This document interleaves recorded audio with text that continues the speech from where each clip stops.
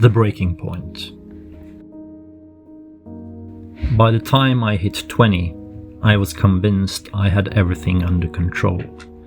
Sure, I drank most nights and slept only when I had to, but I was young, invincible, I thought.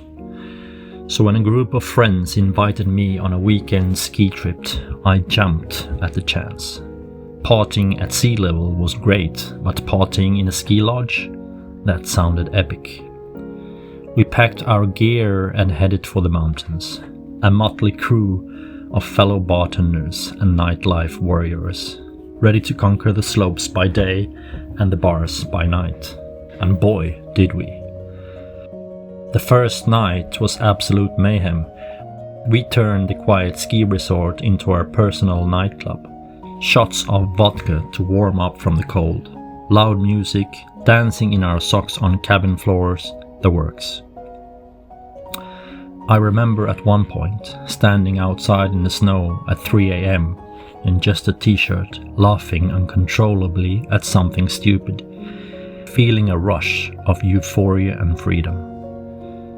It felt like I was on the top of the world again, untouchable. The next day we'd actually hit the slopes on maybe 2 or 3 hours of sleep, running on adrenaline and youthful energy, and probably still a bit drunk from the night before. We raced each other down the runs, then clinked beers at lunch, already hyped for the next round of partying that evening. Day 2's party was even harder. I mixed every kind of alcohol like it was a personal challenge. By the third day, my body was begging for mercy. I felt a little dizzy that afternoon on the slopes, my heart beating weirdly fast after a run. I brushed it off, probably just the hangover and altitude. That evening, as we geared up for our final night of fun, I pushed past the fatigue. One more crazy night, I told myself. One more for the books. But that night, my body had had enough. Late into the evening, we were playing in the snow outside the cabin. At one point, I was lying in the snow and my friend, drunk and laughing, took my legs, pulled them over my body, and forced a somersault on me. I shouted, "No, no, no!" But before I could do anything, it was over. I heard deep cracks in my neck and waited for something terrible to happen. I thought something had broken. I was worried for a few minutes, really worried.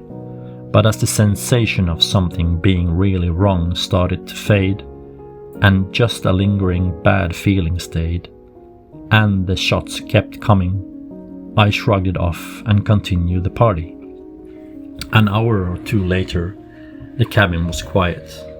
Everyone laid in drunken sleep. I was in my bunk bed, trying to close my eyes and get some exhausted sleep. But my heart fluttered in my chest, and I felt the cold dread slither into my stomach. I closed my eyes, trying to ignore the discomfort, trying to sleep. And at some point, the complete and utter exhaustion took its toll. I drifted away. And that's when all hell broke loose. My heart sped up, panic in my chest. I couldn't breathe. I stumbled out of bed, stepping outside to get some air, the chill hitting me hard. I took a few steps away from the dim cabin lights into the quiet darkness by the pine trees. My pulse was racing, but I hadn't been moving. Why was it so fast? I pressed 2 fingers to my neck and felt my heartbeat hammering like I'd run a marathon. That's when the panic hit in full force. It came out of nowhere and all at once. My chest tightened.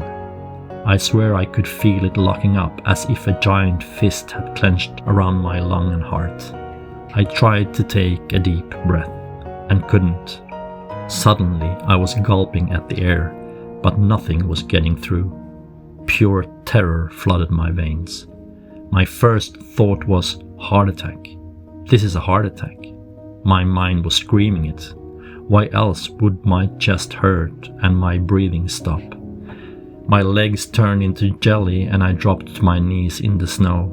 The world started to spin wildly.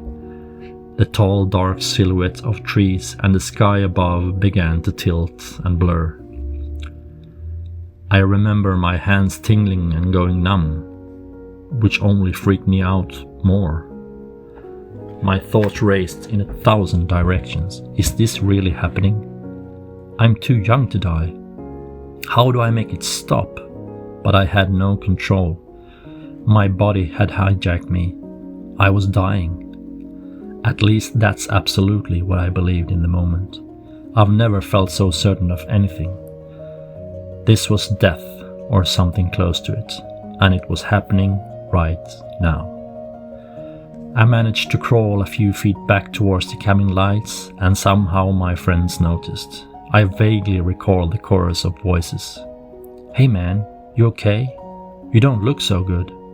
Then more panic as they saw me collapse.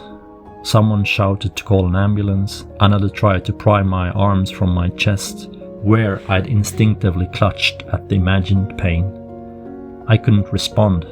I was locked in my own world of fear. Inside my head I was screaming, but on the outside I must have looked shockingly calm, just pale as a sheet and gasping like a fish out of water.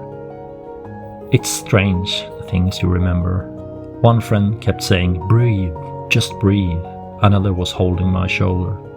I could see the worry in his eyes.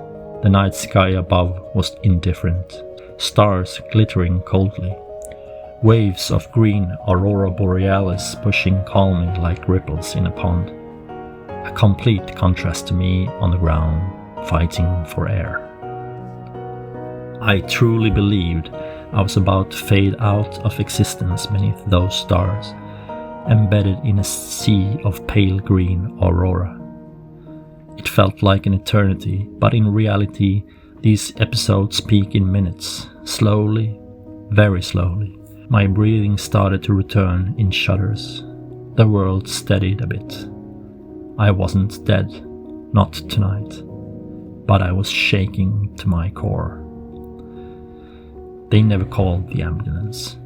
I was sitting up, trembling and utterly drained, like I'd run for miles. My legs and abdomen were shaking uncontrollably.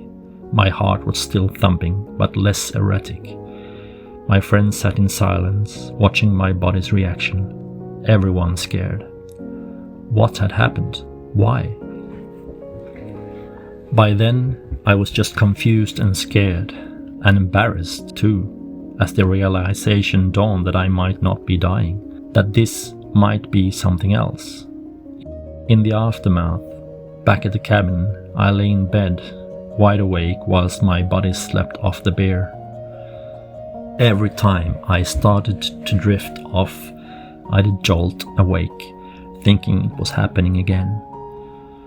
I was afraid to close my eyes, afraid I really might not open them next time. I felt fragile, mortal for the first time. In a single night, the invincible party boy had cracked. I didn't know it then, but that terrifying night was the breaking point I had been running towards for years. All the trauma, the bottled emotions, the self-neglect. It was like it all finally caught up with me on that mountain. And in the silence that followed, I realized something had to change. I just had no idea how.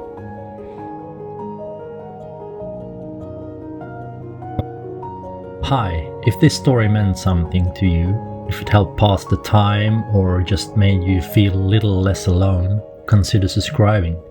It helps more than you think.